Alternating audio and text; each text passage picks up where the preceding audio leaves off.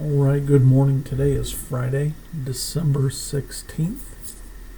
Today's reading will be 1 Peter chapters 3 through 5. All right, so remember, suffering is one of the key words here. You see there at the beginning of chapter 3 talking about the marriage relationship. When you get to verse 1, I regularly use Sylvia for an illustration there. Was able to lead her husband to the Lord as right before he passed. And then what kind of always cracks me up, you get to verse 3, who's adorning, let it not be that word, adorning and plaiting the hair, the wearing of gold. There's some people out there that don't do those things because of that Bible verse, but yet they still put on apparel. Seems a lot of instruction for wives, but then you look there, verse 7, men, we have a big responsibility. Rest of chapter 3 talking about suffering for righteousness' sake. Then you get towards the bottom, you have the fact that Jesus descended into the lower parts of the earth for part of the 3 days and 3 nights, preached to the spirits in prison.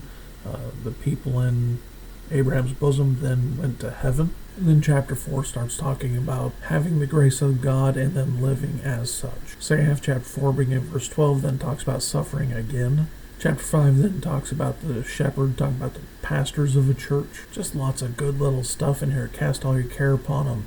Watch out for Satan, roaring like a lion. And then you see the final greeting here, but then you also notice First Peter was written by Silvanus. And now verse 13 poses a problem for Catholics. Peter's writing from Babylon. Now, is this the real Babylon? If so, we kind of have to acknowledge that there's really not much real proof that Peter was ever in Rome. Or is this Babylon talking about Rome? And if it is, then you have another problem, because then Revelation chapter 17, when it talks about Babylon, is talking about Rome. Doesn't work either way. All right. Hope you have a great day. We'll be back tomorrow for 2 Peter.